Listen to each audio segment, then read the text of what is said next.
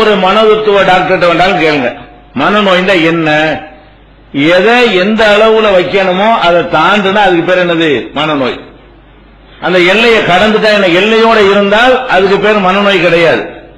ஆசைப்படலாம், ஒரு எல்லையை கடந்து விட்டது என்று சொன்னால் அதுதான் மனநோய் என்று ஒரு பொதுவான இலக்கணம். எந்த மனோதத்துவ டாக்டர் வேண்டாலும் நீங்கள் கேளுங்கள். மனோவியாதினா எதை சொல்லுவாங்க? எக்ஸ்ட்ரீமா போவது, ஒரு விஷயத்துல எவ்வளவுக்கு போகணுமோ அந்த எல்லையை கடந்து போறதை தான் மனோவியாதி என்று சொல்வார்கள். இப்ப நம்ம புரிந்து கொள்வதற்காக சில உதாரணங்களை நம்ம பார்க்கலாம். மனிதனுக்கு பலவிதமான தேவைகள் உலகத்தில் இருக்கிறது. உணவு தேவை இருக்கிறது, உடை தேவை இருக்கிறது, இன்னும் பல ஆடம்பரமான அத்தியாவசியமான பல பொருள்கள் நமக்கு என்ன இருக்கு? தேவையாக இருக்கிறது. இந்த பொருள்கள் தேவை என்னும்போது நம்ம என்ன செய்யணும்? அதுல ஆசைப்படுறோம். இப்ப நம்ம பிரியாணி ஆசைப்படுறோம். பிரியாணி ஆசைப்படும் பொழுது அது கிடைச்சா சாப்பிடுவோம், கிடைக்கலன்னா வேற சாப்பிடுவோம். அது கிடைக்கல, அதை வாங்க வசதி இல்ல, அல்லது பிரியாணி கடை லீவு, பிரியாணி வாங்க ஆசையா போறோம், கடை அடைச்சிட்டு போயிட்டான், அல்லது வீட்டுல பிரியாணி சமைக்க தெரியாது, இப்படி ஏதாவது ஆசைப்படுறது கிடைக்காது என்ன செய்வோம்? கிடைக்கிறது வாங்கிக்கிறோம். அப்ப ஒரு பொருளை ஆசைப்படுகிறோம், இந்த ஆசை தவறு இல்ல, அது கிடைக்கலங்கிற பட்சம் ஏதோ ஒரு காரணத்தினால அதுக்கு ஒரு முட்டுக்கட்டை ஏற்பட்டுருச்சுன்னு சொன்னா மழை பெய்யுது, பணம் இருக்கு, கடை திறந்து இருக்கு, பிரியாணி வாங்க போலான்னு நினைக்கும் போது மழை கொட்டுன்னு கொட்டுது. அப்ப என்ன செய்வோம்? பிரியாணி சாப்பிட்டா சாப்பிடுவோம், சாப்பிடுறது சாப்பிட மாட்டேன்னு சொல்லுவானா? பிரியாணி சாப்பிட முயற்சி பண்ணுவோம், கிடைக்கலன்னு என்ன பண்ணுவோம்? வேற என்னத்தையா போடு, பழைய சோறு இருந்தாலும் போடு, பிஸ்கட்டை வை, பண்ண வை, சப்பாத்தி வைன்னு சொல்லுவோமா இல்லையா? அப்ப ஒரு தேவைகளை ஆசைப்படுவதற்கு என்ன அளவு என்று சொன்னால் கிடைக்குதான்னு பார்க்கணும். கிடைக்கிறது வேற, இதுதான் யதார்த்தம். இதுதான் என்னது? ஒரு டிரெஸ் விரும்புறோம், சட்டை, ஒரு உடை எடுக்க விரும்புகிறோம், அந்த உடை எடுக்கிற நம்ம விரும்பின மாதிரி உடை கிடைக்கலாம் பஜார்ல, அல்லது கிடைச்சி நம்ம வாங்குறது காசு இல்லாம போயிடலாம், அல்லது பஜார்ல அந்த சரக்கு இல்லன்னு போயிடும். இப்பதாங்க 10 பீஸ் இருந்துச்சு கொடுத்துட்டோம், இப்ப முடிஞ்சு போச்சுங்கன்னு சொல்லுவான், நமக்கு பார்த்து இல்லாம போயிடும். அந்த சட்டையை போட்டா போடுவோம் தவிர நிர்வாணமா நிப்பேன் வேணா நிக்கிறோமா? அட வேற என்னத்தையா கொடுறா, அது கிடைக்காது, வேற என்னத்தையா கொடு, அப்படிதான் வாங்கிட்டு இருக்கிறோம்.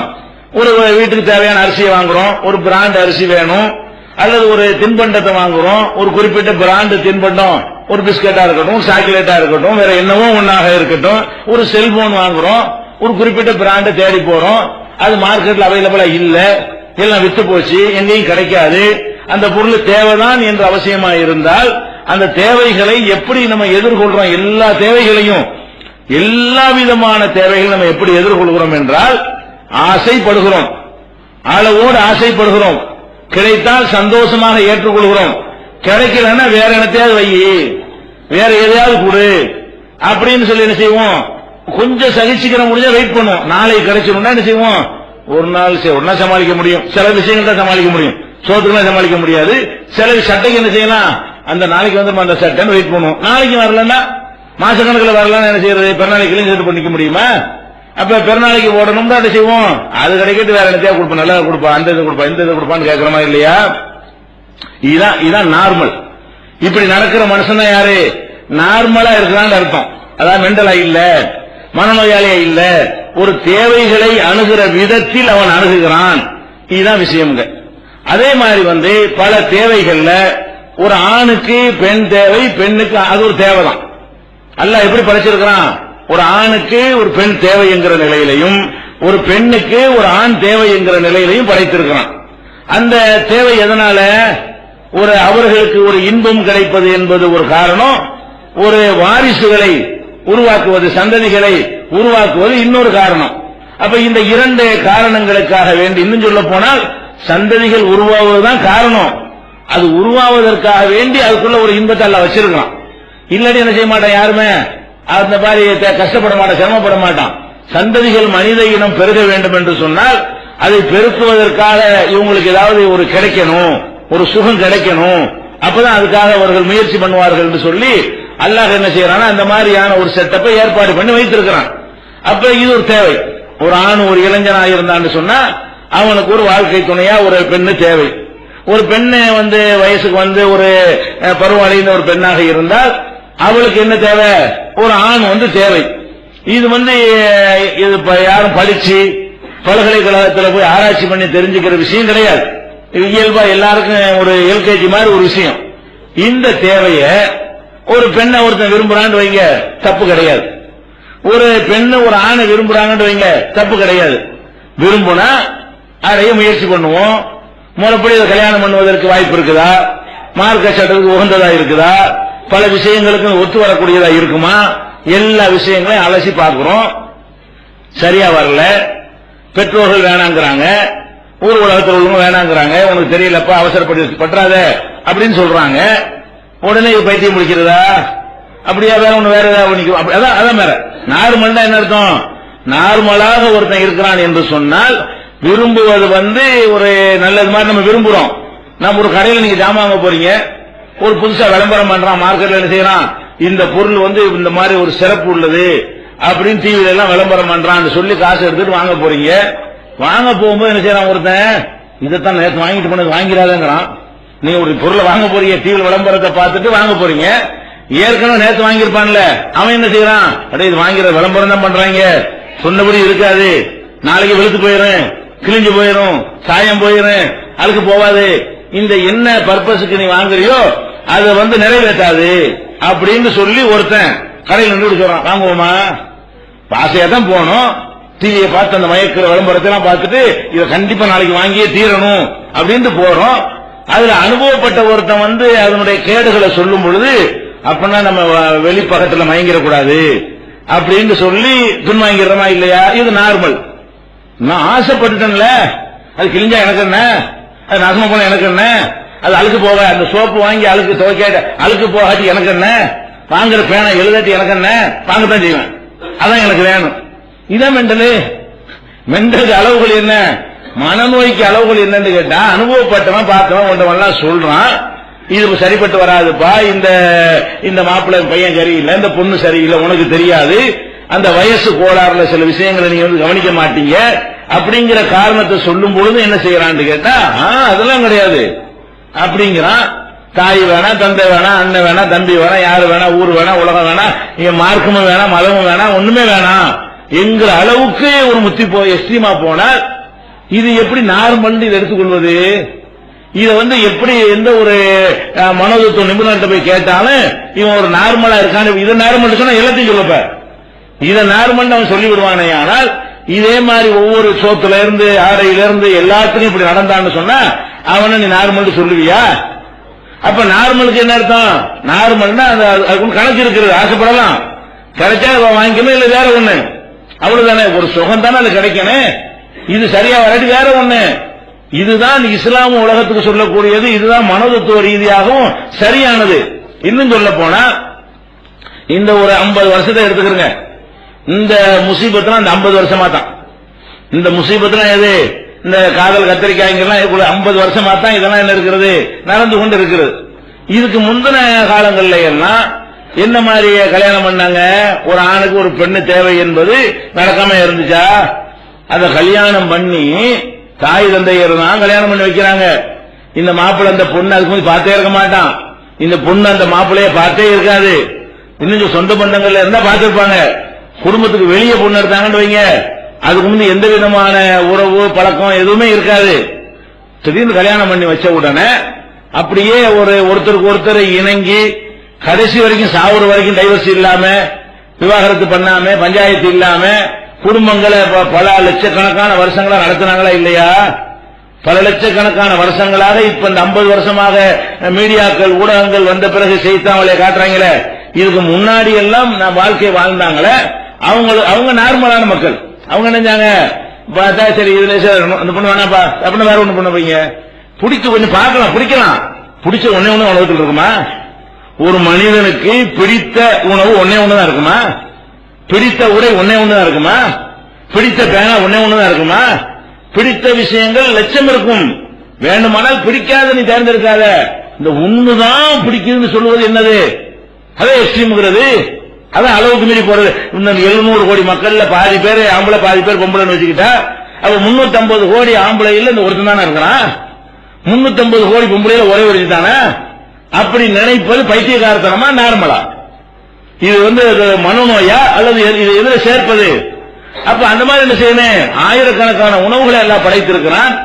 இந்த உணவு இல்லாட்டி உங்களுக்கு எடுத்துக்கிறோமே, சில உணவு பிடிக்க ஒரு லிஸ்ட போடுங்க, எதெல்லாம் பிடிக்கும், பிடிக்காத லிஸ்ட் போடுங்க. பிடிக்காத விஷயங்கள் ஒரு 50 போடுவீங்க. பிடிச்சது லட்சம் எழுத ஆரம்பிச்சிருந்தா நோட்டும் கொள்ளாது, பேனாவும் பத்தாது, எழுதிக்கிட்டே இருக்கலாம். எல்லாம் பிடிக்கத்தானே செய்யுது. அப்ப உலகத்துல பிடித்த உணவுகள் நிறைய இருக்கிறது. பிடித்த ஆடைகள், நீங்க சட்டை நேற்று போட்ட மாதிரி நீங்க சட்டை போடுறீங்க, ஒரு நாளைக்கு ஒரு கலரு, ஒரு நாளைக்கு ஒரு டைப்பு, ஒரு நாளைக்கு ஒரு விதமான டிரெஸ் போடுறீங்களா இல்லையா? ஒரு நாளைக்கு சட்டை போடுறீங்க, ஒரு நாளைக்கு ஜுப்பா போடுறீங்க, ஒரு நாள் டிஷர்ட் போடுறீங்க, ஒரு நாளைக்கு பச்சை போடுறீங்க, ஒரு நாளைக்கு மஞ்சள் போடுறீங்க, ஒரு நாளைக்கு வெள்ளை போடுறீங்க, பல மாதிரி பண்றீங்களா இல்லையா? அப்ப இவ்வளவு பிடிக்கல உங்களுக்கு. அப்போ மனிதனுக்கு பிடிக்கக்கூடியது ஒண்ணுதான் என்று எப்ப நினைக்கிறானோ, எனக்கு இந்த பச்சை தான் வேணும்னா கிறுக்கான்னு அர்த்தம். எனக்கு இட்லியை தவிர உலகத்தில் எதையும் நான் திங்கவே மாட்டேன்னா கிறுக்கவன். கிறுக்கம் தானுங்க. ஒரு நாட்டுடைய டேஸ்ட் சொன்னா இட்லி பிடிச்சிச்சுன்னா அதுக்கு ஈக்குவலா அதுக்கு சமமான எல்லா உணவும் உங்களுக்கு பிடிக்கணும். சில உணவு பிடிக்கலன்னா கருவாட்டு வடை பிடிக்காதா, அது தொடர்பான உணவு கழிச்சிக்க. மீன் பிடிக்காதா, அது தொடர்பானது கழிச்சிக்க. கோழி பிடிக்காட்டி அது தொடர்பானது கழிச்சிக்க. மீது லட்சம் இருக்கும்ல. அப்ப என்ன நம்ம பார்க்கிறோம் என்றால், இந்த மாதிரி ஒரு பெண் அப்படி விரும்புறது என்பது பெரிய தியாகம் மாதிரி ஒரு டைப் ஆயிடுறாங்க. ஆம்பளை பொம்பளை என்ன ஆயிடுறாங்கன்னா, ஒருத்தர் விரும்பின உடனே அவன் என்ன செய்யறான், இயல்பான நிலைமை கிறுக்கன் ஆகுறது நீங்க பார்க்கவும் செய்யலாம். எப்படி பார்க்கலாம்? நேற்று வரைக்கும் நல்லா இருந்தவன் இப்படி கண்டோன்னு செய்யறது அவங்களை ஈர்க்கிறதுக்காக வேண்டி அவ்வளவு சேட்டையும் பண்ணுவான். அவ்வளவு கிறுக்குத்தனம் என்ன செய்வான், நட ஒரு டைப்பா இருக்கு, எப்பவுமே நடக்க மாட்டான். அந்த பொம்பளை வருதுன்னு சொன்னா, அந்த ஆம்பளை வருதுன்னு சொன்னா, அப்ப என்ன செய்ய ஒரு டைப்பா, அந்த நடையில ஒரு டைப்பா நடக்கிறது, சட்டை ஒரு டைப்பா போடுவான், தலை ஒரு மாதிரி சிலிப்பி விட்டுக்கிறது, இப்படி எல்லாமே இருக்கு. கண்ணாடிக்கு முன்னாடி 75 ஒரு தடவை முகத்தை பார்த்து, பொம்பளை தான் கண்ணாடிக்கு முன்னாடி நின்று இருப்பா. ஆம்பளை என்னத்துக்கு பாக்குற, ஒரு டெய்லி கண்ணாடி பார்க்கட்டா கூட ஒண்ணும் இல்ல ஆம்பளைக்கலாம். இவன் என்ன செய்வான், 50 தடவை கண்ணாடி பார்ப்பான் ஒரு நாளைக்கு. இந்த மாதிரி மேட்டர் வந்த பிறகு என்ன செய்யும், மற்றவன் எல்லாம் சாதாரணமா இருப்பானுவோம். ஒரு நாளைக்கு 50 தடவை கண்ணாடி பார்த்தா மெண்டல் தானே அது. ஒரு தடவை பாரு, 2 தடவை பாரு, ஒரு தூங்கி எந்திரிச்சவன பாரு, இது ஓகே. ஒரு வெளியே போகும்போது பாரு, ஓகே. பாக்கெட்ல எடுத்து இப்படி பார்த்தா இது என்னங்கிற இப்படியானது இருக்க நீ பாக்கலாம் இல்லையா?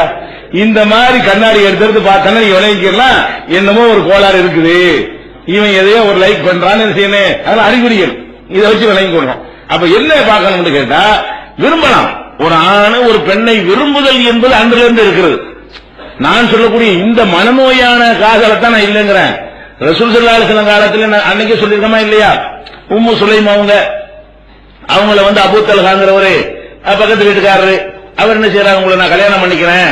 அதுல விடோவாதர் இருக்கிறாங்க. உம்மு சுலைம் அவர்கள் ஏற்கனவே கல்யாணம் பண்ணி கணவரை இழந்து அனஸ் ரலியல்லாஹு அன்ஹு ஒரு மகனையும் பெற்று பிள்ளைக்கு தாயும் பிள்ளையுமா இருக்கும் பொழுதுதான் அவர் என்ன செய்யறாரு, உங்களை கல்யாணம் பண்ணிக்கிறேன், நீ முஸ்லீமா இல்ல, நான் முஸ்லீமா இருக்கிறேன், நீ இஸ்லாத்தை ஏற்றுக்கொள்வாயானால் அதை நான் மகராக ஏற்றுக்கொண்டு அப்படி லிமிட்டா காண்றாங்க. இஸ்லாத்தை எடுத்துட்டு போயிட்டு அதுதான் நார்மல் என்ன அர்த்தம், இஸ்லாத்துல ஏத்துக்கிட்டீங்கன்னா எனக்கு பிரச்சனை இல்ல, இஸ்லாத்தை ஏத்துக்கல இது பெரிய மேட்ல வேலை கட்டிட்டு போறேன், நீ தான் எனக்கு வேற ஆளு.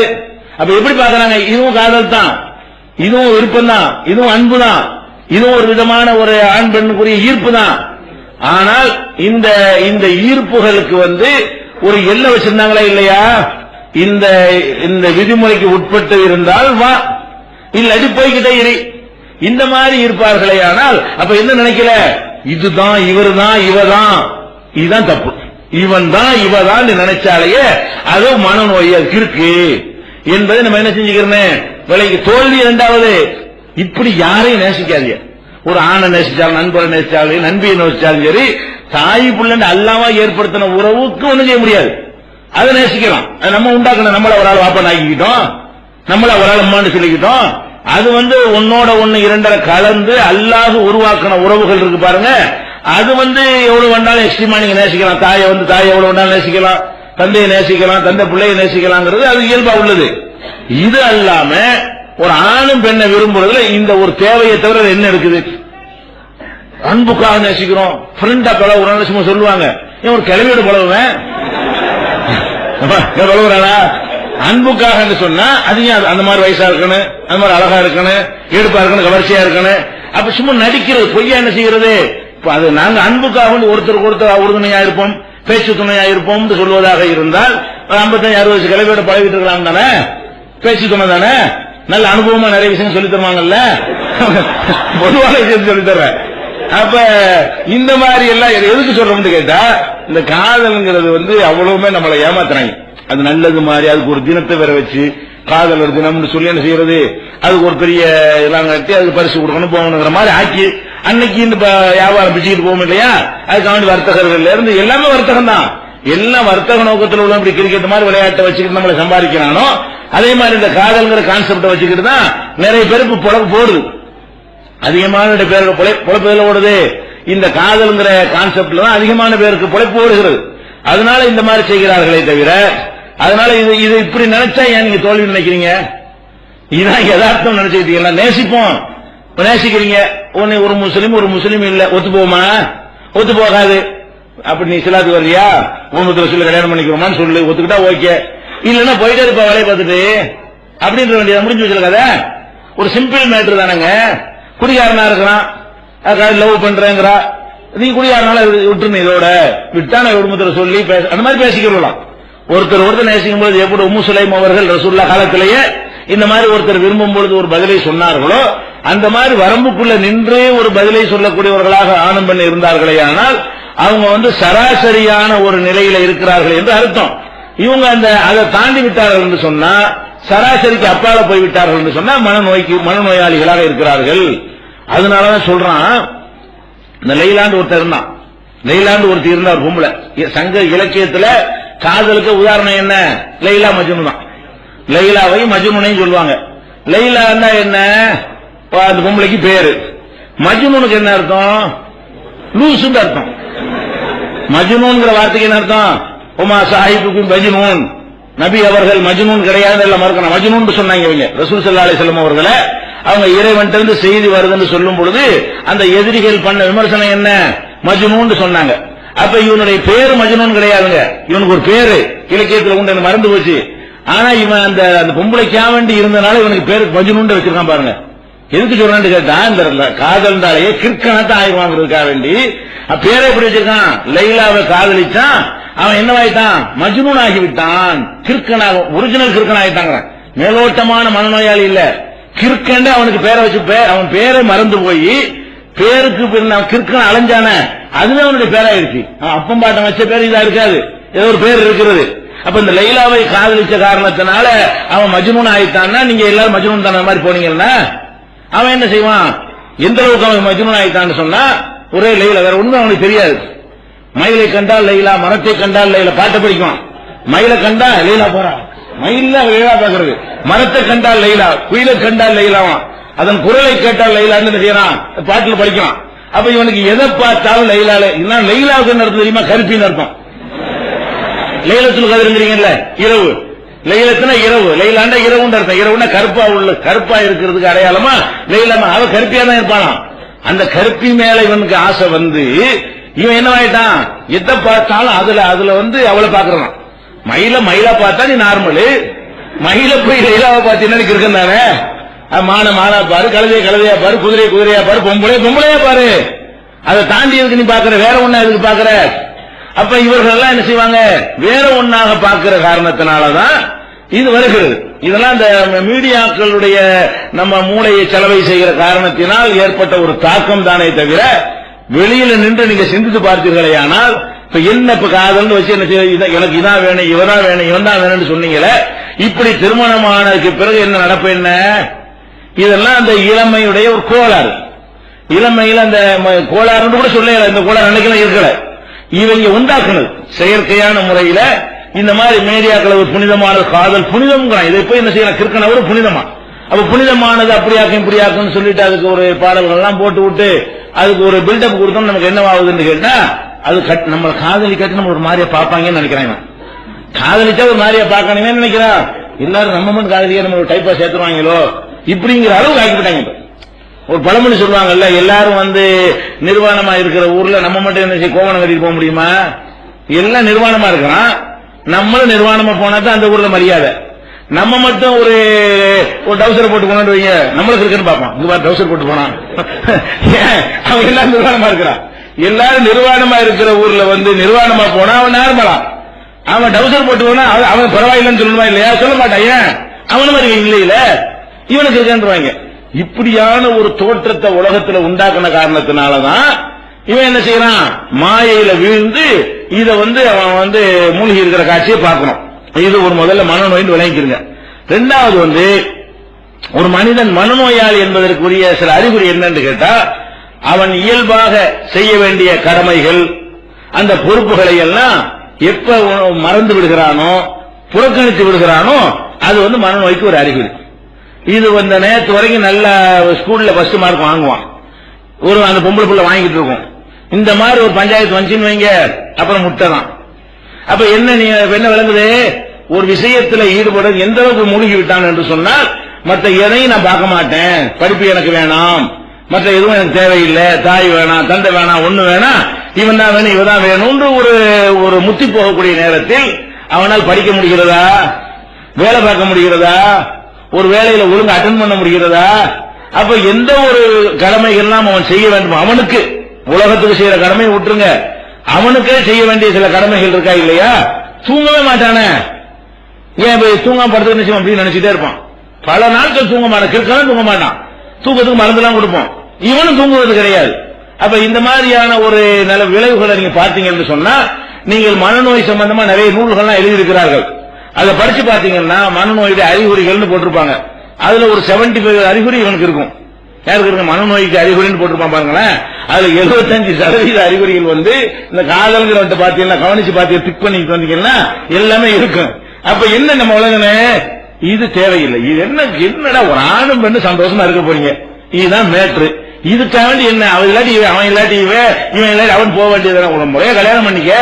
அதுக்கு பிறகு அப்பா மாட்டம் வாழாமையா இருந்தாங்க, சரி இப்படிலாம் லவ் பண்ணி கல்யாணம் பண்றீங்களே, என்ன ஆகுது, நம்ம ஜமாத்துல எத்தனை பேரு மதம் விட்டு பல மாதிரி எல்லாம் என்ன செய்யறாங்க, பெற்றோரை எல்லாம் பகைச்சிக்கிட்டு கல்யாணம் பண்றாங்க. ஒரு 6 மாசத்துக்கு முந்தி ஒரு முஸ்லீம் அல்லாத ஒரு பெண் ஒரு முஸ்லீம் பையனோட கல்யாணம் பண்ணி வச்சாங்க ஆபீஸ்ல. பெற்றோர் எல்லாம் கூப்பிட்டு சொல்லி அந்த பெற்றோர் எல்லாம் அழுது ஒப்பாரி வச்சு, இந்த பொண்ணு அதெல்லாம் முடியாது, நான் இவனோட தான் வாழுவேன் அப்படின்னு சொல்லி நினைஞ்சாங்க, கல்யாணம் பண்ணி வச்சாங்க. எல்லாம் பெற்றோர்லாம் என்ன தொலைஞ்சு கொண்டு போயிட்டாங்க. அப்புறம் பார்த்தா 1 மாசம் கூட ஆகல, அந்த பொம்பளை வருது, எனக்கு டைவர்ஸ் கொடுத்துருங்க. ஏன் டைவர்ஸ் கொடுத்துருங்க, எனக்கு சும்மா காதல்னு சொன்னாங்க, விரும்பிட்டேன், ஒண்ணுமே நடக்கல அப்படிங்கிற. என்ன விஷயம், எதுக்காக வேண்டிய ஒரு காதலித்தார்களோ அது ஒண்ணுமே இல்ல, இவன் ஒரு பொண்ணையவன் அப்படிங்கிற ஒரு விஷயத்தை சொல்லி ஒரு டைவர்ஸ் கேட்கிற விஷயத்தை நம்ம பார்க்கிறோம். இது ஒரு உதாரணத்துக்கு இப்படி இது மாதிரியான சம்பவங்கள் ஏராளமாக, அதாவது பெற்றோர்கள் பார்த்து திருமணம் செய்து வைத்த திருமணங்கள்லையும் அல்லது நம்மளை விரும்பியும் பண்ணலாம். எப்படி பண்ணலாம்னா இந்த நெறிமுறைக்கு உட்பட்டு, இதான் கண்டிஷன், இதுக்கு ஒத்துக்கிட்டாவா போயிட்டே நீ என்ன கண்டிஷன் இருக்கனு, நீ தான் எனக்கு தேவைன்னு கிடையாது, எத்தனையும் இருக்கிறது, நீ கொஞ்சம் பரவாயில்லாம இருக்கிற, ஓகேவா, நீ ஒத்துக்கிறா போ, வேற கட்டிக்கிறேன், இந்த அளவு இருக்கணும். ஒரு ஆண் ஒரு பெண்ணை நேசித்தாலும் ஒரு பெண்ணை ஒரு ஆணை நேசித்தாலும் அதுக்காக வேண்டிய அடிமையாயிடக்கூடாது. என்ன சொன்னாலும் தலையாட்டுவது, உங்க அம்மாவுடைய தலையை வெட்டிக்கிட்டு வந்தாலும் வெட்டிட்டு வந்துருவான். அந்த காதல் போல முத்தி போயிருச்சுன்னு சொன்னா என்ன செய்வான், நான் உன்னை கல்யாணம் பண்றான்னா உங்க அம்மாவை கழுத்தறுத்து கொள்ளு செய்யறான். கள்ள காதலுக்கு பண்றானே, கள்ள காதலுக்கு ஆம்பளையும் பண்றான் பொம்பளையும் பண்றான், பாக்குறமா இல்லையா, பேப்பர்ல பாக்குறமா இல்லையா? அப்ப இந்த மாதிரி ஒன்றை இந்த மாதிரி விரும்பி விடும் பொழுது, அளவுக்கு அதிகமாக விரும்பி விடும் பொழுது அவங்க என்ன சொன்னாலும் கேட்கக்கூடிய அளவுக்கு என்ன செய்கிறது நிலைமை இருக்கிறது. இதை நம்ம என்ன செய்யணும், நம்ம கவனத்தில் கொள்ள வேண்டும். இது ஒரு பொய். அடுத்ததாக இந்த மாதிரி உள்ள விஷயங்கள்ல குறிப்பா நீங்க பார்ப்பதாக இருந்தால், நம்ம குடும்பவியல்ங்கிற தொடர்ல இதை பற்றி ஏற்கனவே விளக்கி இருக்கிறோம். பெண்களுக்கு என்று ஒரு சுபாவம் இருக்கிறது. இதை எந்த ஒரு பெற்றோர்களும் கவனித்துக் கொள்வதே கிடையாது, கவனத்தில் கொள்வது கிடையாது. ஏன்னா இவங்களும் பெண்கள் அவங்களும் அந்த மாதிரி பருவத்தில் இருந்திருக்கிறாங்க. ஆனாலும் அவங்க என்ன செய்றாங்க, அந்த பாசத்துல அதை மறந்து விடுகிறார்கள். அது என்ன பெண்களுடைய இயல்பு என்று சொன்னால், அவர்கள் வீட்டில் இருக்கக்கூடிய நேரத்தில் அவங்கள என்ன செய்வாங்க, அம்மாவெல்லாம் திட்டுவாங்க. வீட்டில் இருந்தா அம்மா திட்டுவாங்க, அக்காக்காரங்க திட்டுவாங்க, வீட்டில் இருக்கிற பெரியவங்க எல்லாம் என்ன செய்வாங்க, அதை போடி அரிசி சொல்லி வேலை வாங்கிட்டு இருப்பாங்களா. இப்படியே இருந்து பழக்கப்பட்ட ஒரு பெண்ணுக்கு ஒருத்தன் என்ன செய்வான், உன்னை மாதிரி உண்டா, நிலவு மாதிரி இருக்கிற, அப்படியாக்கு இப்படியாக்குமானா, இது ஒரு டிஃபரெண்டா தெரியும் அந்த பொம்பளைக்கு. இந்த திட்டுனாங்க அம்மாவெல்லாம், நம்மள ஒருத்தன் என்ன செய்யறான், அப்படிங்கிறான் இப்படிங்கிறான், ஆகாங்கிறான் ஓகங்கிறான் புகழ்றான் அப்படின்னு நினைச்ச உடனே அவங்க அப்படி என்ன செஞ்சாங்க, அவனுக்கு பின்னாடி ஓடுற யாராவது ஒண்ணு தேர்ந்தெடுத்து கொண்டார்களே, ஆனால் அதுக்காக வேண்டி எந்த ஒரு தியாகத்தையும் செய்ய. ஏன்னா அந்த மாதிரி தாய் தந்தையெல்லாம் வைக்க மாட்டாங்கல்ல, தப்பு செஞ்சா கண்டிப்பாங்க. சில பெற்றோர்கள் பொம்பளை பிள்ளை அடிக்க கூட செய்வாங்க. இந்த மாதிரியே வீட்டுக்குள்ள இருந்து பழகி கொண்டிருந்தவர்களுக்கு ஒரு ஆம்பளை என்ன செய்யறான், அவன் இந்த மாதிரி அவங்களை கவரக்கூடிய வகையில ஏதாவது ஒண்ணு இன்னதான் கவர்ன்னு சொல்ல இயலாது. அது ஆச்சரியமாவெல்லாம் இருக்கு. குரங்கு மாதிரி இருப்பான். அவனை ரதி மாதிரி ஒரு என்ன செய்வா, கூட்டிட்டு வருவா, நான் இவரை லவ் பண்றேன்பா. இவனை பார்த்தா இவனுக்கு பொண்ணை இவனுக்கு கொடுக்க மாட்டானே அப்படிலாம் தெரியும். அது என்ன காரணம் கேட்டா, இன்னதுதான் கவர்னு கிடையாது. நல்ல பாட்டு படிக்கிறான் அப்படிங்கிறதுக்காக வேண்டி ஒருத்தருக்கு பிடிச்சு போயிடும். நல்ல பாட்டு தான் படிப்பான், வேற ஒண்ணும் கிடையாது. குடும்பத்தை நடத்துற பாட்டா, குடும்பம் நடத்துவதாக இருந்தால் தாம்பத்திய வாழ்க்கை நடத்தணும், சம்பாதிக்கணும், சோறு போடணும், பேக்ரவுண்ட் இருக்கணும், பிரச்சனைகள் வந்தா சமாளிக்கணும், அப்படி எத்தனையோ விஷயங்கள் அடங்கினது ஒரு குடும்ப பொறுப்பு என்பது. இப்ப என்ன செய்வா, அவர் நல்லா டான்ஸ் ஆடுவாரு, டான்ஸ் ஆடுனா உடனே லவ். நல்லா பாட்டு படிப்பாரு, உடனே லவ். நல்லா கிரிக்கெட்ல சிக்ஸரா அடிப்பாரு, அதனால என்ன சிக்ஸர் அடிச்சா சோறு போட்டுருவானா, அதனால குடும்ப வாழ்க்கை தகுதி ஆயிடுவானா. எதெல்லாம் விரும்புறாங்க, இந்த மாதிரி ஒரு ஏதாச்சும் ஒண்ணு ஒரு ஒரு வித்தியாசமான ஒன்றை செய்துட்டாங்கன்னு சொன்னா அதை என்ன செய்யற, ஒரு டைப்பா முடிய வச்சிட்டு இருக்காங்க. அவர் முடி நல்லா இருக்குது, அதுக்காண்டி என்ன முடி நல்லா இருக்குங்கிறக்காண்டி ஒருத்தர் என்ன செய்யறா, அவன் தான் வேணுங்கிறா. என்னமான முடி நல்லா இருக்கு, இப்படி இந்த முடி நல்லா இருக்கு, கண்ணு நல்லா இருக்குன்னு இப்படியே ஒரு உட்படாத காரணங்களை எல்லாம் சொல்லி ஏமாறக்கூடிய தன்மை பெண்கள்கிட்ட இருக்குது.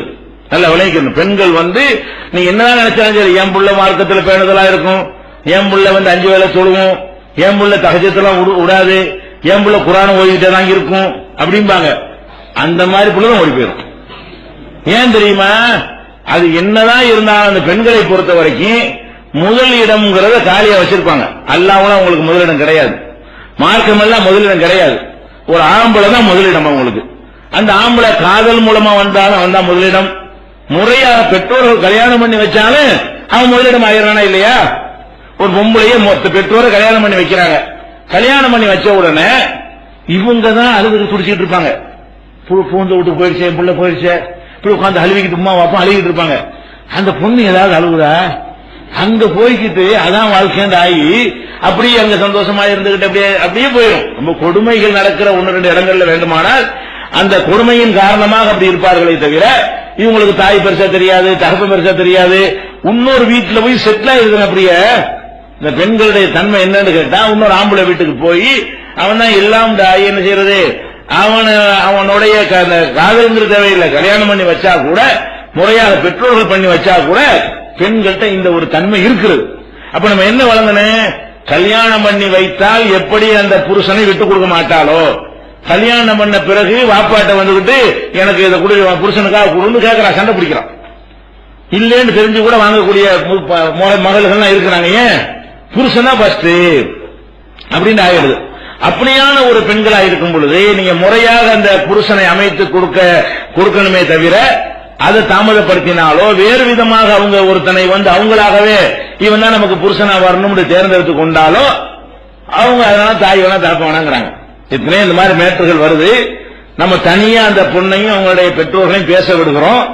அவங்க கெஞ்சுறாங்க, கால வேண்டாலும் பிடிக்கிறமா, வந்துருமா, வேணாமா என்றெல்லாம் சொல்றாங்க. அது போன இவரோட தான் இருப்பேன், ஏன்னா என்ன வேணாலும் இவரோட தான் இருப்பேன், புள்ள உறவு இல்லைன்னு எழுதி வந்தாலும் தர்றேன், சொத்து வேணாலும் எழுதி கூட தந்துடுறேன், இப்படி எல்லாம் சொல்லிவிட்டு போகக்கூடிய காட்சி என்ன செய்யறோம்.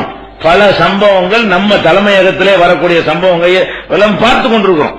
அப்ப இதுல நம்ம என்ன வழங்கணும், நம்ம பெண் பிள்ளைகளை வளர்க்கக்கூடியவர்கள் ரொம்ப கவனமாக கண்குத்தி பாம்பாக வளர்க்க வேண்டும். அந்த பருவம் ஒன்னும் புரியாத ஒரு பருவம். எவனாவது ஒருத்தன் ஈர்த்துட்டான்னு சொன்னா அவ்வளவுதான். அப்ப ஈர்க்கிற நல்லவனா ஈர்த்துட்டா பிரச்சனை இருக்காது, ஈர்க்கிற சைத்தானா இருந்தா செய்யும், அவ்வளவுதான். அங்க இருந்து ஓடி போறது, தாயிருந்து விட்டு ஓடி போறது, ஜாமானத்துக்கு ஓடி போயிடுறது, அதுக்கப்புறம் போய் ஊரை சுத்திட்டு கடைசியில தெருவில் விட்டு ஓடி போயிடுவான், அப்புறம் அழுதுகிட்ட வர்றது, இந்த மாதிரிலாம் தற்கொலை செஞ்சுக்கிறது, இப்படி பலவிதமான ப்ராப்ளங்கள் பெண்களுக்கு தான் ஏற்படுகிறது. இதை நம்ம விளங்கிக் கொள்ள வேண்டும். அதோட இன்னொரு விஷயம் என்னன்னு கேட்டா, இப்ப அதிகமான ஆண்களுடைய தன்மை பெண்களுடைய தன்மை நீங்க புரிந்து கொள்ள வேண்டும். இப்ப நிறைய பேர் கல்யாணம் பண்றான், கல்யாணம் பண்ணிட்டு ஆரம்பத்தில் மோகம் 30 நாள், ஆசை 60 நாள் சொல்லுவாங்க. மோகம்ங்கிற 30 நாளைக்கு ஒரு டைப்பா இருப்பானா, ஒரு 60 நாளைக்கு கொஞ்சம் கொஞ்சம் டவுன் ஆகி ஒரு மாதிரியா இருப்பான். அதுக்கப்புறம் என்ன செய்வான், நார்மலுக்கு வந்துருவான். 60 நாளைக்கு பிறகு பாத்தீங்கன்னு சொன்னா அந்த புது மாப்பிள்ளை கெத்தெல்லாம் இறங்கி போயிருமா, அப்ப சராசரியா வந்துருவான்.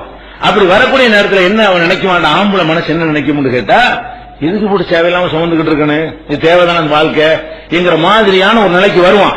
விட்டுட்டு அவன் என்ன செய்வோம், ஏதாவது ஓடி போயிருவோம், வேற மாதிரி ஏதாவது பண்ணிட்டு போயிருவோம் அப்படிங்கிற மாதிரி ஒரு நினைப்பு வரும் பொழுது அதை செய்ய மாட்டாங்க. ஏன் தெரியுமா, சமூகத்துக்கு பயந்துகிட்டு. ஏன்னா அப்படி இருக்கிறான், சமூகத்தில் கல்யாணம் பண்ணி கொண்டு வருவாங்க. நம்ம வேற ஏதாவது பண்ணு வை, 60 நாளைக்கு ஒரு ஆளை மாத்திட்டு வை, நடக்கிற விஷயம் வேற அப்படின்னு சொல்லிட்டு அந்த பொண்ணுடைய அண்ணன் தம்பி மாமா மச்சான் குடும்பம் ஊர் ஜமாத்தவெல்லாம் சேர்ந்து என்ன செய்வாங்க, நம்மள டென் கட்டிடுவாங்க பயந்துகிட்டு தான் அதிகமான பேர் மனைவியோட வாழ்ந்துகிட்டு இருக்காங்க. விளங்கிருங்க, மனைவியோட அதிகமான பேர் வாழ்வது விரும்பி வாழ்வதுங்கிறது ஒரு குறைவு. விருப்பம் இல்லாமலும் வாழ்றான், அதுலயே வழக்க டைம் இருக்கிறான்னு சொன்னா எதுக்காக வேண்டி இருக்கிறான், சமூகம் நம்மளை விடாது, சமூகம் நம்மளை தட்டி கேட்கும் அப்படிங்கிற ஒரு பயத்துலதான் அவளுடைய வாழ்க்கை. பொம்பளை அப்படி இருக்க மாட்டா, இவன் தான் வேணும் அடிச்சாலும் நீ தான் வேணுங்கிற அப்படி ஒரு டைப் அவ இருக்கிறா. அதிகமான பெண்கள். ஆண்களுடைய தன்மை என்னன்னு கேட்டா, அவன் வண்டு உதாரணம் சொல்லுவாங்க, மலர் விட்டு மலர் தாவி கொண்டே இருப்பான். வண்டு என்ன செய்யும், அந்த மலர்ல உட்காரும், அந்த மலர் பிடிக்கிறோம், இன்னொரு மலருக்கு போவோம், அப்புறம் இன்னொரு மலருக்கு போவோம். இது இவனுடைய தன்மை. ஆம்பளுடைய தன்மை பிரகாரம் என்ன செய்வான்னு கேட்டா, வாரத்துக்கு ஒரு கல்யாணம் பண்றான் பண்ணுவான். 60 நாளைக்கு பிறகு இந்த மோகம்லாம் தீர்ந்த பிறகு வாரத்துக்கு ஒரு கல்யாணம் பண்றியா, 10 நாளைக்கு ஒரு கல்யாணம் பண்றியா என்ன செய்வான், பண்ணுவான். அந்த மாதிரி தன்மை தான் மனிதனுடைய இயல்புல அதிகமான பேருக்கு இருக்கிறது. ஆனா ஏன் செய்யறது இல்லைன்னு கேட்டா, அந்த பெண்ணுடைய பேக்ரவுண்ட், அவங்களுடைய குடும்பத்தார், நம்ம குடும்பத்தார், ஊரு ஜமாத்தின் ஏதாவது ஒரு நிர்வாக செட்டப் இருக்கும் இல்லையா, அதுக்கு பயந்துகிட்டு செய்யறோம். இந்த மாதிரி லவ் ஓடி போனு வை, உனக்கு எந்த செக்யூரிட்டியும் கிடையாது. இந்த பொம்பளைக்கு என்ன பாதுகாப்பு, இவளை அடிச்சா இவன் கேட்பான், இவளை விட்டுட்டு வேற ஒருத்தைய கட்டிக்கிட்டா இவன் கேட்கறது என்ன. அப்ப அந்த பாதுகாப்பற்ற நிலையில் பெண்கள் தள்ளப்படக்கூடாது என்பதற்காகத்தான் பெற்றோர்கள் நின்று கல்யாணம் பண்ணி வைங்க. விருப்பத்தையும் பூர்த்தி செய்யுங்க. தப்பானதை செஞ்சாங்கன்னா உங்களுக்கு புரிய வச்சு அவங்களை என்ன செய்யுங்க, அவங்களுக்கு நல்ல வழியை காட்டுங்க. அதே நேரத்தில் அவங்களா கல்யாணம் பண்ணி கொண்டார்களே ஆனால் அது விபச்சாரம் தான். ரசூலுல்லாஹ் எதுக்கு எச்சரிக்கிறாங்க, பெண்கள் கண்டிப்பா பாதிக்கப்படுவார்கள். சமூகத்துக்கு பயந்து கொண்டுதான் கணவன் மனைவியாக பல பேர் வாழ்ந்து கொண்டிருக்கிறார்கள். அந்த சமூக பையன் எப்ப நீங்கிறேன், இவன் அப்பனை இவன் கை கழுவிடுவான், அந்த பொண்ணுடைய குடும்பமும் கை கழுவிறேன், என்னோட தொலைஞ்சு போங்களான், ஜமாத்துல சேர்க்க மாட்டோம், ஊர்ல சேர்க்க மாட்டோம். நல்லா போச்சு, அவளுக்கு தான் கவலையா இருக்கணும். இவனுக்கு நல்லதா போச்சு, சேகாண்டி போ, நான் இஷ்டத்துக்கு என்ன செய்வேன், கொஞ்ச நாளைக்கு இந்த ஊர்ல இருப்பேன், அப்படி எங்கேயாவது வேற ஊர்ல இன்னொரு கல்யாணம் பண்ணுவேன், இந்த ஊர்ல எங்கேயும் விட்டுட்டு போயிடுவேன். இப்படி போய் விட்டுட்டு போன கேசுகள் எவ்வளவு தெரியுமா. பெண்களை அழைச்சு காதல்ங்கிற பேர்ல அழைச்சிக்கிட்டு போய் கல்யாணம் பண்ணிவிட்டு கொஞ்ச நாளைக்கு ரிஜிஸ்டர் வரைக்கும் பண்ணிவிட்டு என்ன செய்வான், அவன் பாட்டு எங்க இருக்கான தெரியாது, தேடி அலைஞ்சிட்டு இருக்கிற காட்சியெல்லாம் அவனை பார்க்கிறோம். அதை தேடுவதற்கான முயற்சிகளையும் பண்ண மாட்டார்கள், பெற்றோர்களும் உறுதுணையா வரமாட்டார்கள், சமுதாயமும் வராது. இந்த மாதிரியான ஒரு நிலைமை எல்லாம் இருப்பதை பார்க்கும் பொழுது இது ஒரு தேவையற்ற ஒரு விஷயம். இந்த காதல்ங்கிற முறையில விரும்புறது மட்டும்தான் மார்க்கத்தில் அனுமதி இருக்கிறது. அதுபோக என்ன செய்யறான், இந்த காதல்ங்கிற ஒரு நோயில விழக்கூடிய நேரத்தில் நிறைய தப்புகள் செய்ய வேண்டியிருக்கு. இந்த ஒரு தப்புக்காக வேண்டி மார்க்கம் தடுத்திருக்கிற பல விஷயங்கள். என்ன அளவுக்கு மார்க்கம் அனுமதிக்கிறது, பேசிக்கிறோம். என்ன செய்யலாம், தனியாக இல்லாமல் 4 பேரை வைத்து 2 பேருக்கு முன்னாடி என்ன செய்யலாம், நான் உன்னை கல்யாணம் பண்ணிக்கிறேன், நீ என்ன கல்யாணம் பண்ணிக்கிறியா, இந்த மாதிரியான விஷயங்களை பேசிக்கொள்ளலாம்.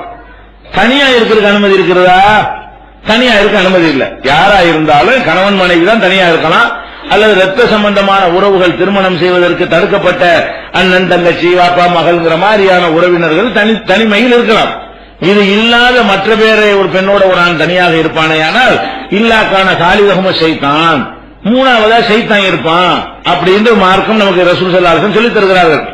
இந்த காதல்ங்கிறவன் என்ன செய்யறான், இவன் ஒரு இடத்துக்கு வர சொல்றான், அவ ஒரு இடத்துக்கு வந்துடுறா, காலேஜுக்கு போறேன் கட்டடிச்சு ஸ்பெஷல் கிளாஸ் இருக்குன்னு சொல்லிட்டு இங்க என்ன செய்யறான், 2 பேரும் கட்டடிச்சு ஓடி போயிரு.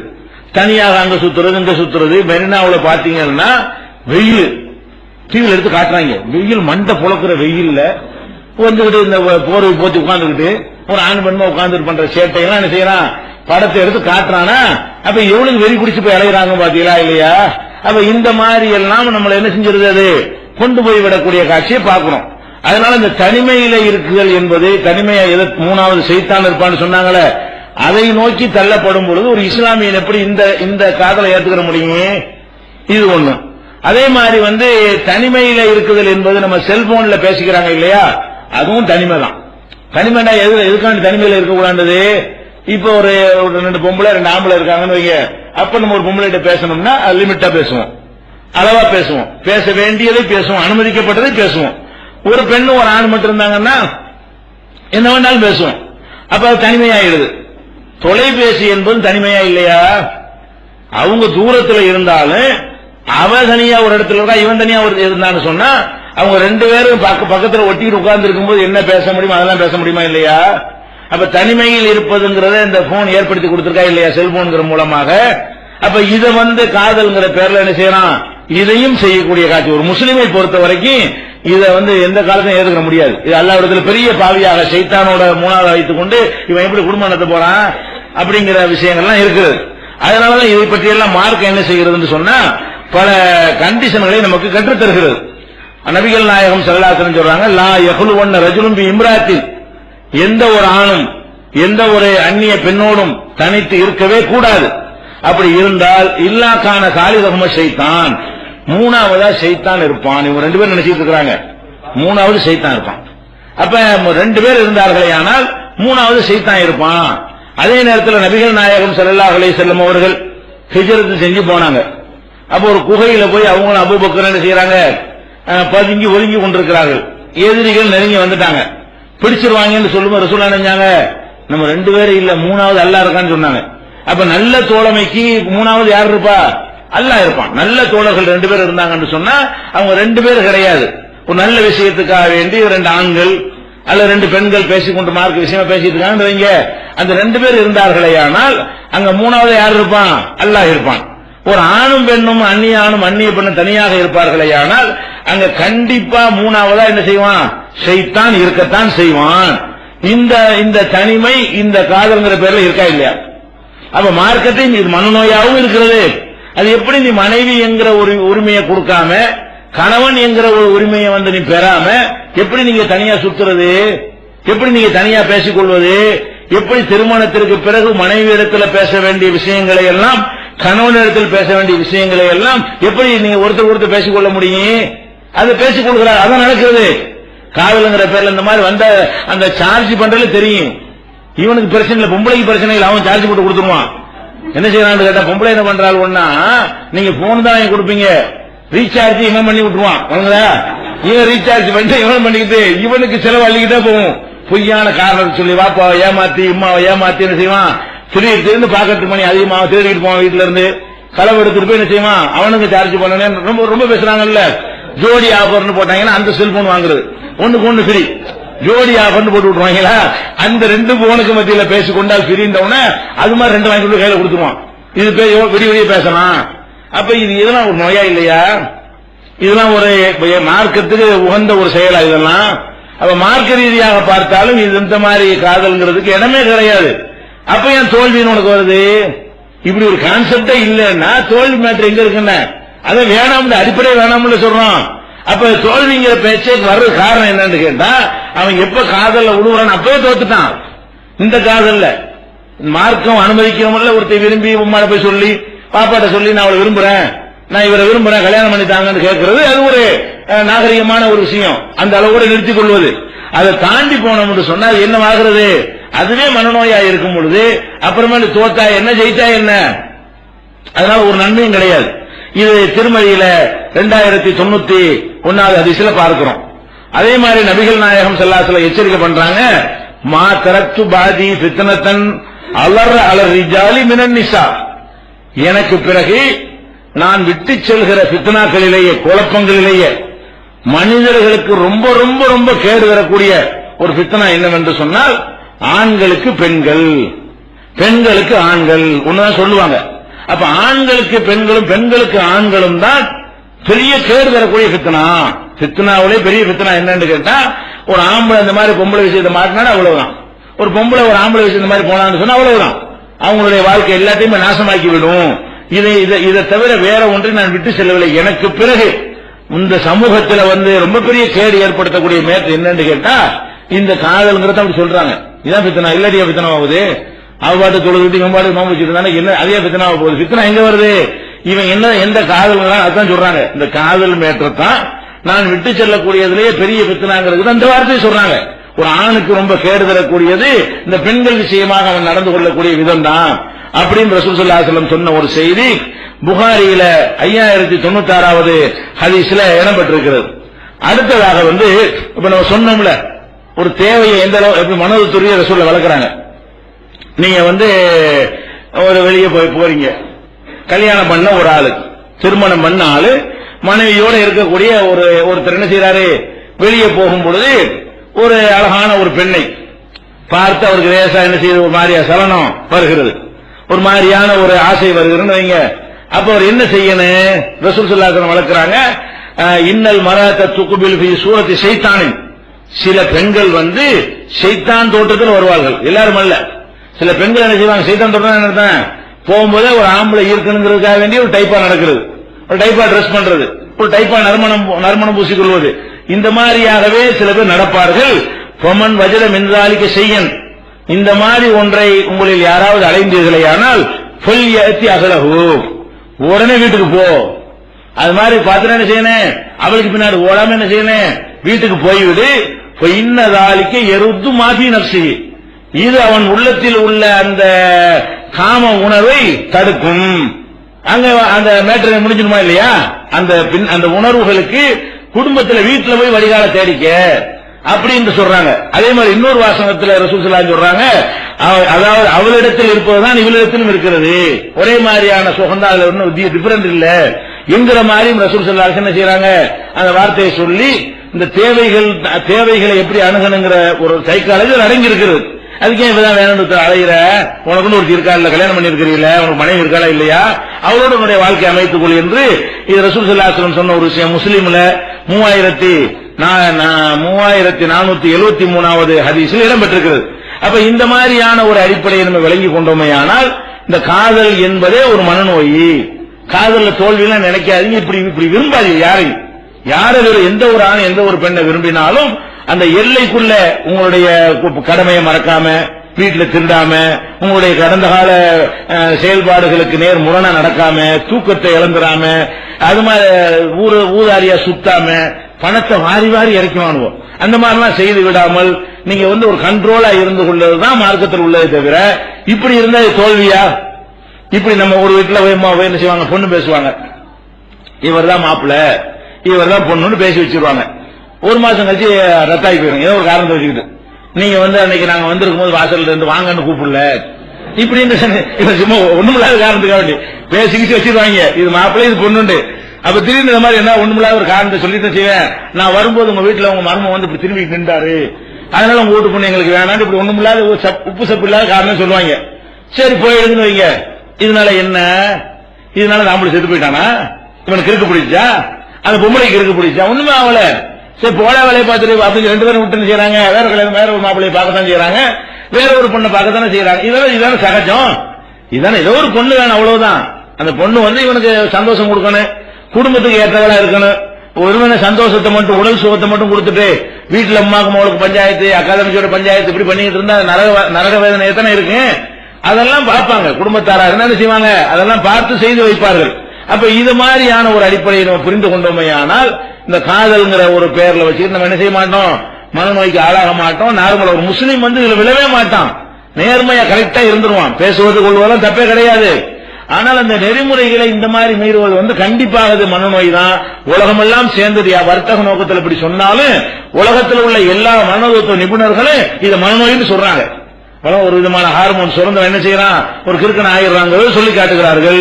இதை ஒரு விஷயமா விலகிக் கொள்ள வேண்டும். அடுத்ததாக இன்னொரு நேரத்தை சொன்ன 2 விஷயத்துல இல்லற வாழ்க்கையில் ஒரு தோல்வி, இது ஒரு முக்கியமான விஷயம். இது நிறைய பேர் சந்திக்கிறாங்க. இது மார்க்கத்தை சரியாக புரிந்து கொண்டால் ஒரு பஞ்சாயத்தே கிடையாது. இப்ப கணவன் மனைவி கல்யாணம் பண்ணி வைக்கிறாங்க, கல்யாணம் பண்ண பிறகு என்ன இது வேற விஷயங்கள் மாதிரி டெஸ்ட் பண்ணியா கல்யாணம் பண்ண முடியாது. குடும்ப வாழ்க்கைக்கும் டெஸ்ட் வச்சு கரெக்டா இருக்காரான்னு சொல்லி அப்படியே பண்ண முடியும். வேற தான் செய்யலாம், சோதித்து பார்த்து செய்து கொள்ள முடியும். அப்ப இவனுக்கு நோய் இருக்காரு கூட இப்ப என்ன செய்யறாங்க, எய்ட்ஸ் இருக்கானா சோதிச்சு பார்த்து கல்யாணம் பண்றாங்க. இப்ப என்ன செய்யறது, சில நாடுகள்ல எல்லாம் ஒரு கல்யாணம் பண்ணுவதா இருந்தால் அந்த பெண்ணுக்கும் போய் HIV இருக்கான்னு பாக்குறாங்க, இந்த ஆணுக்கும் HIV இருக்கான்னு பார்த்துட்டு அந்த மெடிக்கல் சர்டிபிகேட்டோட தான் கல்யாணம் பண்ணக்கூடிய நாடுகள்லாம் வந்துருச்சு. சரி, அதைத்தான் நீங்க சோதிப்பீங்க. வேற விஷயத்தை சோதிக்கிறாருன்னா கல்யாணத்துக்கு எல்லாம் முடியணுமே, அது சோதிக்க முடியாது. அப்ப அந்த மாதிரியான ஒரு நிலையில திருமணம் பண்ணி வைத்து விடும் பொழுது முகத்தை பார்த்து, அழகை பார்த்து, தோற்றத்தை பார்த்து, ஆஜானுபாக இருக்காருன்னு பார்த்து கல்யாணம் பண்ணி வச்சிருக்காங்க. கல்யாணம் பண்ணி வைத்த பிறகு பார்த்தால் ஒரு ஆணுக்கு எந்த மாதிரி ஒரு பெண் அமைந்திருக்க வேண்டுமோ அந்த மாதிரி அந்த பொம்பளை இருக்காது. இல்லற வாழ்க்கைக்கு அவங்களுக்கு என்ன செய்யாது, விருப்பம் இல்லாத அப்படி கொஞ்சம் பேர் இருக்கிறாங்க. இல்லற வாழ்க்கையில நாட்டம் இல்லாதவர்களாக, அது ஒரு வேதனையா நினைக்கக்கூடியவர்களாக, அது உடல் ரீதியாகவும் உள்ளது. அவங்களுக்கு சில மன ரீதியாக சின்ன வயசில் ஏற்பட்ட சில பாதிப்புகள், அவங்க சில காட்சிகளை கண்டதெல்லாம் உள்ளத்துல பதிஞ்சு என்ன செய்யும், அந்த மாதிரியான ஒரு நிலைமைக்கெல்லாம் ஆளாகி இருப்பார்கள். அப்ப இவனுக்கு குடும்ப வாழ்க்கை ஒண்ணுமே இருக்காது. குடும்ப கல்யாணம்னு பண்ணிருப்பானே தவிர குடும்ப வாழ்க்கை ஒண்ணு இருக்கவே இருக்காது. அந்த மாதிரி இருக்கும்போது பெரிய மன அழுத்தம் கண்டிப்பாக ஆம்பளைக்கு ஏற்படும். அதே மாதிரி பெண்களை பொறுத்த வரைக்கும் இந்த மாதிரி குடும்ப வாழ்க்கை போனா ஆம்பளை அந்த பெண்ணுக்கு எந்த விதமான சுகமும் பாதி பெண்களுக்கு கிடைப்பது கிடையாது. அந்த மாதிரியான ஒரு அமைப்பெல்லாம் இருக்கும் பொழுது என்ன செய்யும், அவங்களுக்கு என்னடா வாழ்க்கை கல்யாணம் ஒண்ணும் இல்ல, நம்ம அந்த பொம்பளை நல்லா இருக்குங்கிற, அந்த பொம்பளை நல்லா இருக்குங்கிற, நமக்கு தான் இப்படி அமைஞ்சு போச்சுன்னு அவங்க குழம்புவார்கள். ஆனா கல்யாணத்துடைய முக்கியமான மேட்டர் என்ன, அவங்க இல்லறத்துல இன்பத்தை அனுபவிக்கிறதா. ஃபர்ஸ்ட் மேட்டர் என்னது, இல்லறத்துல ஒரு சுகத்தை அனுபவிக்க வேண்டியது. அப்ப இந்த ஒரு ஆணுக்கு பெண்ணு சரியில்லாமல் இருந்தாலோ, பெண்ணுக்கு ஒரு ஆண் சரியில்லாமல் இருந்தாலோ கண்டிப்பா மன அழுத்தம் வரும். மன அழுத்தத்திலேயே பெரிய மன அழுத்தம் வரும். ஏன், அந்த அது கல்யாணம் எதுக்காக பண்ண நடக்கலன்னு சொன்னா அந்த பொம்பளைக்கு வாழ்க்கை நிம்மதியே இருக்காது, அந்த ஆம்பளைக்கும் வாழ்க்கையில நிம்மதியே இருக்காது. அந்த மாதிரி நிம்மதினா சாதாரண இதுல பயங்கரமான ஒரு இழப்பா இருக்கும். பயங்கரமான வெறுப்பு, பயங்கரமான கோபம், எதுலையும் ஈடுபாடு இருக்காது. அந்த மாதிரி இருக்குமே. ஆனால் அதை ரெண்டு விதமாக நம்ம அணுகிறதுக்கு தீர்வு காணலாம். இது நிஜமாகவே இவங்களுக்கு உடல்ல உள்ள ஒரு அந்த குறைபாடினால் அது ஏற்பட்டிருக்கிறதா, அல்லது சில தவறான ஒரு கற்பனைகளை அவங்க தப்பா விளங்கி கொண்ட காரணத்தினால் அவங்களுக்கு அந்த ஃபெயிலியர் ஆகுறாங்களா. இந்த வரும்போது கூட இல்லறத்தில் தோல்வியா போஸ்ட் விட்டுருக்காங்க இந்த திருவிழா வரும்போது கூட. இதெல்லாம் வச்சு நம்ம ஏமாத்தி பிழைக்கிறாங்க பாருங்க. அந்த மாதிரி மேட்டருக்கு என்ன காரணம், ரெண்டு காரணம் இருக்கும். ஒன்னு என்னவா இருக்கும்னு கேட்டா, இவனுக்கு பிசிக்கலாகவே உடல் ரீதியாகவே அவன் தகுதி இல்லாதவனா இருப்பான். ஒரு 100ல ஒருத்தன் அப்படி இருப்பான். 100ல ஒருத்தன் என்ன செய்வான், உடல் ரீதியாகவே அவன் குடும்ப வாழ்க்கைக்கு தகுதியற்றவனா இருப்பான். அவனுக்கு எந்த அறிவுரை சொன்னாலும் எந்த மெடிசனை கொடுத்தாலும் மெடிசன்லாம் வேலை செய்யாது. அவனுக்கு உடல் ரீதியாக அவனுக்கு என்ன செய்யாது, அந்த மாதிரியான ஒரு பிரச்சனை அவனுக்கு இருக்கும். இப்படியான சிலது இருக்கும். அது மாதிரி பெண்களுக்கும் உடல் ரீதியாக என்ன இருக்கு, அவங்களுக்கு அந்த மாதிரியான ஒரு பிரச்சனை இருக்காது. எந்த அளவுக்கு சொன்னா, பேருக்கு பெண்ணா இருப்பாங்க, கடைசியில் பார்த்தா ஒரு ஆணுடைய எல்லா விதமான ஆண் மாதிரியே எல்லாமே ஹார்மோன்லாம் வேற ஒரு விதமாக இருக்கும். இப்ப கூட ஒரு பதக்கம் வாங்கிட்டு வந்த பொம்பளை என்ன வைத்தா, அவ ஆம்புலன்ஸ் பஞ்சாயத்து விட்டாங்க பார்த்தீங்களா, அவ பொம்பளைகளோட உள்ள பந்தயத்துல போய் கலந்து ஓட்ட பந்தயத்துல அவ ஜெயிச்சு வர்றா. ஒருத்தி கம்ப்ளைண்ட் பண்றா, இந்த பொம்பளை என்னை கெடுத்துட்டாண்டு. பொம்பளை எப்படிமா உன்னை கெடுப்பான, பொம்பளை இல்ல, அது உள்ளுக்குள்ள ஆம்பளை தன்மை பூரா இருக்குது அப்படின்னு சொல்லி கடைசியில மெடிக்கல் டெஸ்ட்ல கொடுத்து பார்த்தா அவன் தோற்றத்துல பொம்பளையா இருந்தாலும் ஆண் தன்மை தான் இருக்கவளுக்குங்கிறாங்க. அப்ப இப்படி எல்லாம் சில கோளாறு இருக்குது. பெண்ணும் பாங்க, பெண்களுக்குரிய அந்த ஆணை விரும்புவது, ஆணோட ஒரு சேர்வதில் இன்பம் காண்பதெல்லாம் இல்லாம அந்த மாதிரியான ஒரு கோளாறு படைத்தவர்களாக இருந்தாங்கன்னு வைங்க. இதை ஆய்வு செஞ்சு இது இந்த மாதிரி உள்ளது ஒரு சதவீதம் இருக்கும். எல்லா 100ல எல்லா 100லையும் இல்ல, பஞ்சாயத்து நடக்கிற 100 பேர் இல்ல, ஒவ்வொரு 100 பேருக்கும் ஒருத்தனுக்கு அப்படி அர்த்தம் கிடையாது. 100 கேஸ் வந்துச்சுன்னு சொன்னா புருஷன் சரியில்லை, பொண்டாடி சரியில்லைன்னு 100 கேஸ் வந்தால் வராதவங்க நல்லா இருக்கிறாங்க. ஒட்டுமொத்த 101 கிடையாது. அதாவது கேஸாக பிரச்சனையாக கூடிய 100 பேர் எடுத்துக்கிட்டீங்கன்னு சொன்னா அதுல ஒரு ஆள் 2 ஆளுக்கு என்ன இருக்கும்னு கேட்டா, நிஜமாகவே இவன் அன்பிட்டா இருப்பான், குடும்ப வாழ்க்கைக்கு தகுதி இல்லாம இருப்பான்.